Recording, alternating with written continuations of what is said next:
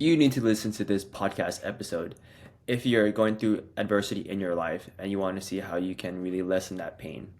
My name is Garrett Vita, and I'm your host of the Growth Vantage Podcast. The reason why I want to talk about this topic is because that no matter what you're doing in your life, no matter what your goals, no matter where you are going to go through adversity, and with that adversity comes with pain.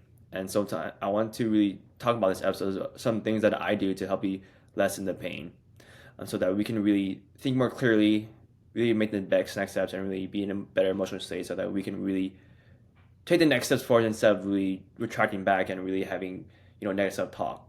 And so these things are the things that you can do immediately. I know you can go to a therapist or you can talk to your best friend or whatever there is, but sometimes in life you don't really have access to them. Maybe 11 o'clock at night you can't reach your best friend, maybe they're asleep.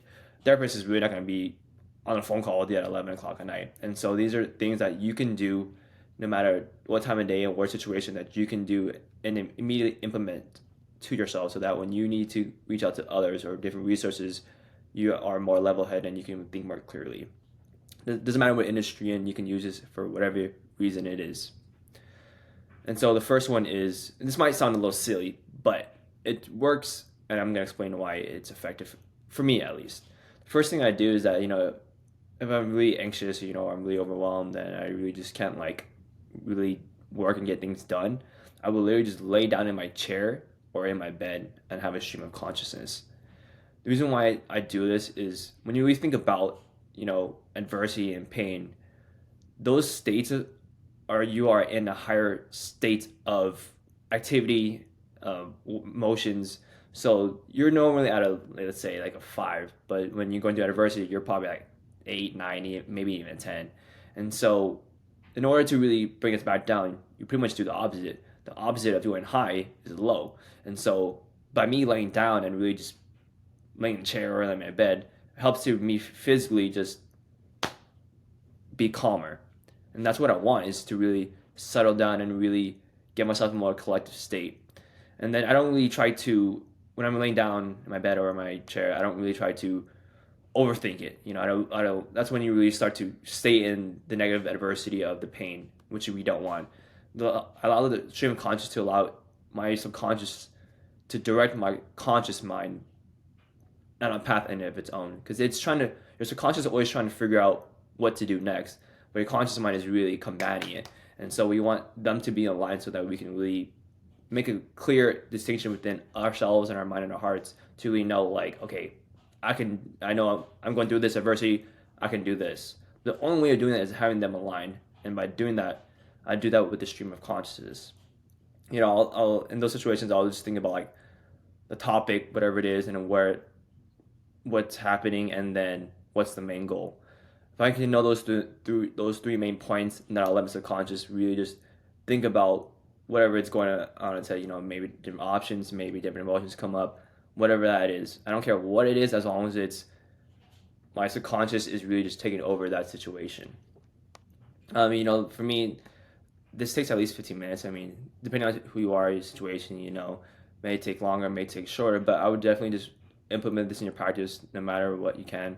I think having that restful state is also good for you, and you'll notice immediate benefit. And it feels kind of awkward at times, especially when you first started, because you're so used to doing everything, go go go go go go.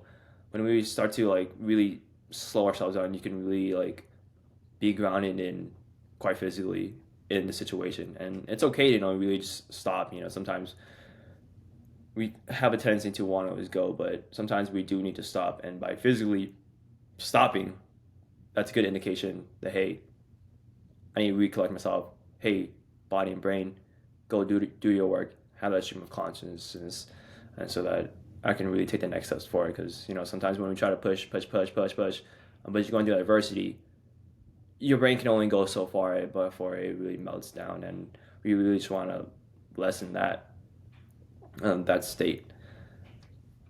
Another thing that I like to do, this might be, I guess, morbid, I guess, depending on your opinion, but this works for me. And I'm really perceiving, or I guess the question I ask myself is, how much of this is actual pain and how much is perceived? And the one thing that I always think about when it comes to this part is really, I really compare myself to someone who's actually in a worse situation than me. Unfortunately, that's how life is. There's someone always in a better situation than you, and there's always someone that's in a worse situation for you. It's not to put anyone down. It's just the reality of life. Some people have cancer. I can't control that. Some people are victims of trafficking. I can't do anything about it. And those states, what those going through are definitely real, and those are a lot worse than what I'm going through. Whatever that may be.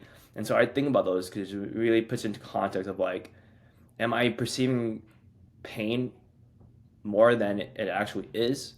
And what I found in my own life is that a lot of it's just perceived pain, and there is a part of it where it's actually real pain that is actually there, which is totally valid, and that's the part we need to focus on. The hard part is that we tend to focus on the perceived pain more than the actual pain, and that really causes us to have more pain, and that actually causes us to be in that negative feedback loop cycle of the pain and adversity.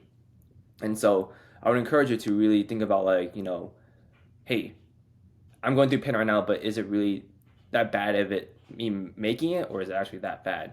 And so many times you'll find is that it's really not that bad. I just really need to, recollect myself. Maybe I need to talk with therapists. Maybe I need to lay down, whatever that is. And so I think those was a really easy tool for me to be just slap myself in the face, essentially. Sometimes I know for me too, I tend to like just have constantly try to think things through, but I know that it's not always the best thing. And so sometimes you really just have to like check yourself, and that what I found for me is that it's a really good way to just like, hold on, Garrett, just sit back, relax real quick. Last and final tip that I can give you in these situations is that no matter how bad it is, or how worse it is, there's always a negative tendency to have a negative self-talk.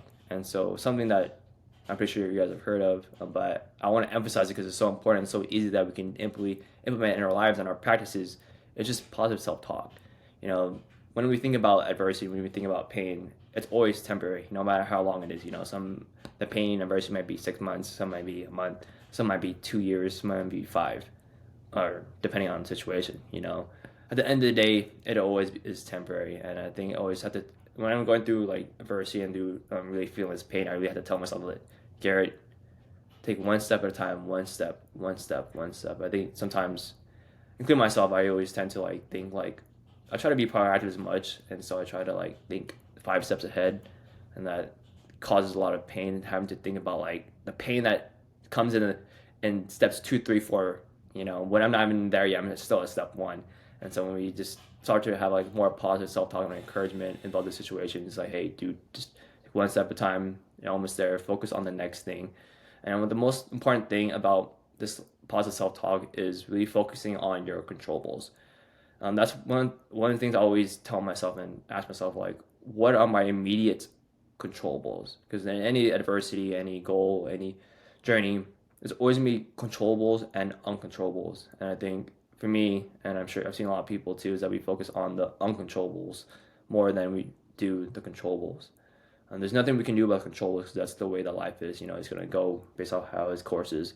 But what I've learned is to really focus more on the controllables and really be more conscientious of asking myself that question, because the better I can really bring that question up faster, the better I can really figure out, okay, this is it. I'm focusing no more on the uncontrollables. Now I'm just going to focus on the controllables.